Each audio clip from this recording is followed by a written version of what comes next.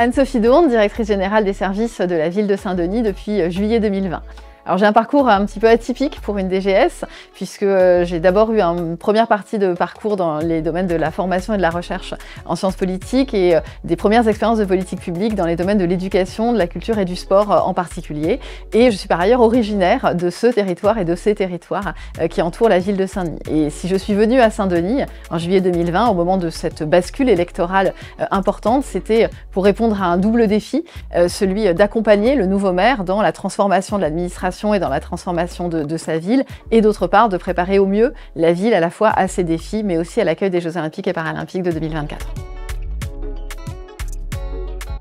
Saint-Denis est une ville naturellement d'accueil, elle l'a toujours été, c'est ce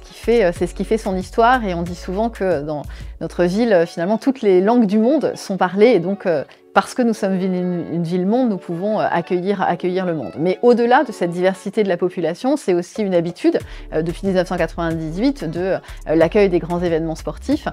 qui a été à nouveau démontré pendant la Coupe du Monde de rugby de 2023. Et donc ces atouts, c'est à la fois une qualité des infrastructures, une proximité bien sûr de Paris et des principales infrastructures de transport.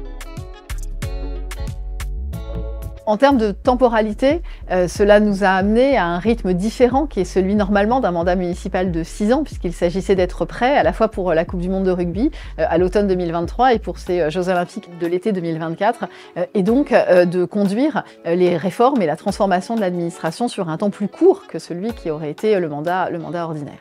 D'autre part, une logique qui est celle, bien sûr, d'évaluer l'impact sur le fonctionnement même de l'administration pendant la durée des Jeux Olympiques, avec un plan de continuité de l'administration que nous avons mis en œuvre. Et puis enfin, une transformation profonde de nos politiques publiques, en particulier en matière sportive,